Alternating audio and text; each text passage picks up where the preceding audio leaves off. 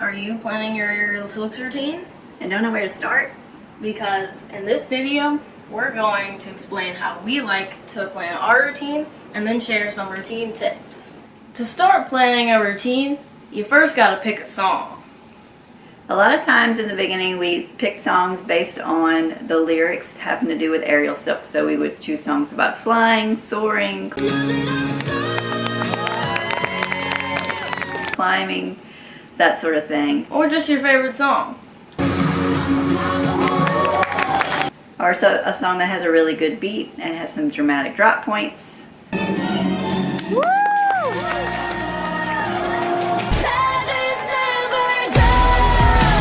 Or you can pick a song from your favorite movie.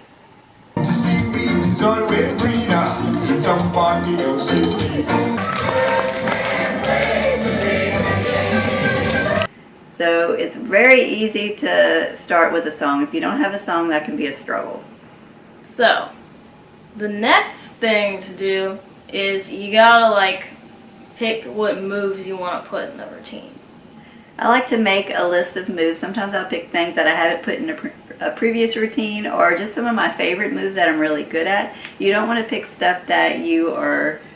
Actually, you don't really need to make a list. It's not that hard. You just think of your favorite moves, and then you go on the silks, play the song, and do the moves in whatever order, and you keep doing that until you have a specific order. And if something doesn't work, then you just rearrange the moves. Well, actually, that only works if you have a lot of kid energy, and you can do that. But if you're old like me, and you don't want to keep doing a lot of trial and error on the silks, I like to listen to the song and plan out the order of the moves in my head before I ever actually try it. And to do that, sometimes I'll look at videos of me doing the actual moves, and I will see what the timing is and play the song while watching the video to see about how long it takes to do that move.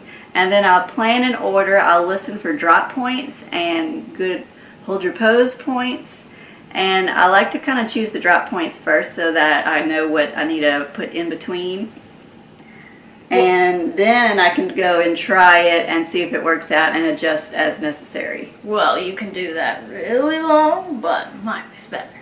Now, time for tips. Number one tip. It's annoying, and people say it all the time, but it's important, and it's you gotta point your toes, sadly. It looks so much better and gives you nice smooth lines whenever you point your toes. You can flex your toes, flex your foot and make it intentional if that's the vibe you're going for. But make sure they're just not floppy in the middle. They're either pointed or intentionally flexed. Also, lots of time when you're in your routine, you're not really focusing on that. You're focusing on not falling out of the silks and stuff. So you're sometimes she likes to call it a thinking foot, where it's all flexed and then the toes are pointed, and it really looks dreadful. Also, when you're sickling, which is necessary for certain moves, keep those toes straight because it looks better than ugh. Yeah, it was actually the refuge studio owner that taught me about the thinking foot, because you're thinking about what that foot's about to do next. And it's really hard, so if you don't get it right, don't stress, but just try to point your toes and do the best you can. It'll come, the more you do it, the easier it'll come to you. Next tip, number 2. So, this one is equally important and equally annoying. You have to hold your poses.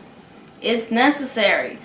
I get, if you're doing a fast song and you gotta, go, but you still gotta at least have, a tiny moment when you're holding your pose. Now, if you don't hold your pose, and sometimes it feels like you're holding it forever, but when you go back and watch the video, you actually didn't hold it very long. You want to give the audience members a moment to actually see what you're doing and appreciate what you're doing. And sometimes you might even have to count, to 5 in your head, or say photographer, so that you can hold that pose long enough for a photographer to snap a photo of it. It's really going to make your routine look a lot better if you hold those poses. And if you're doing a fast song, you don't have to hold it for the whole 5 seconds, but you at least gotta hit it, hold it, and then bring it back. Wait! I forgot to mention something. Also, if your song has certain lyrics, such as you did like that routine, the song will about be the star, so I had a lot of star poses. You can do intentional like poses. Sometimes the song's like reaching out or flying. Or spinning or hanging upside down. Make sure that your moves match what they're saying in the song, because that really makes it look good. Sometimes the song doesn't say anything like that, or sometimes the timing just doesn't work out, but that's fine because it's not really necessary. It's just like a fun bonus. Yeah, and Lindsay likes to do a lot of instrumental songs. They don't have any lyrics at all, but she still listens for the beat and tries to do drop points at really intense drop points and hold her poses at the slower points in the song. Okay, let's go back to the rest of the tips. The next tip is number 3. For number 3, I wanted to do, because this isn't like standard tip. This is so if you are new and you just don't know a lot of moves, you can shorten your routine. Or if you're really advanced and you have a really long song and it's just so hard and it takes up so much energy, then you can shorten the song because sometimes it's just too long. Lindsay, my other daughter, likes to pick really long instrumental songs. Sometimes they're like 5 or 6 minutes long. There's no way she has enough energy to do a routine for that long, so she'll just fade it out at a good point in the song. And that's completely fine. If you have a really short song that you wish could be longer, there are editing techniques that people can add to make a song longer. You can look for an extended version. I like to pick a song that's around between 3 and 4 minutes. Also, this is kind of like the opposite of what we were just talking about, but if your song is actually short and then you are not expecting anything and you do your routine and you do it so fast and there's extra time at the end, you gotta have a backup move.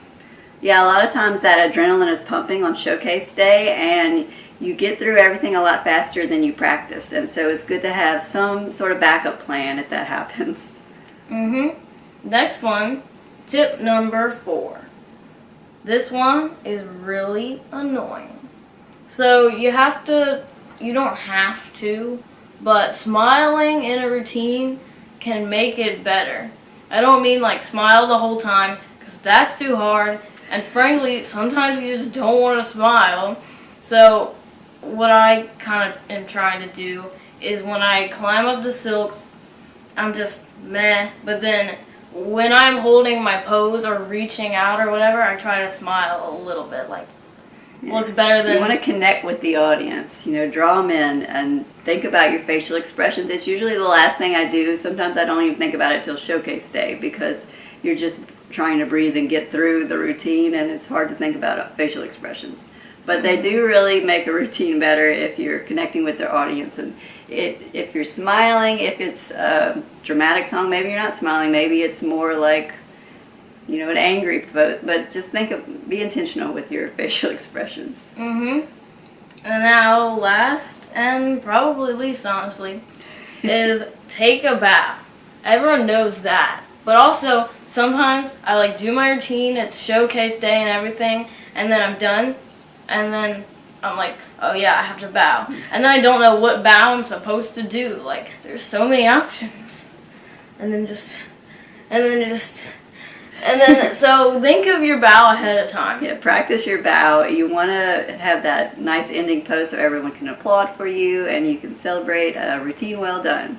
Also, if your routine has a theme, you can kind of change up. If you did a real sassy song or something, you can be dramatic about it, and then if you're strong, you can do a strong bow. If it's the Avatar song that Lindsay did, she had a really strong bow. It was funny.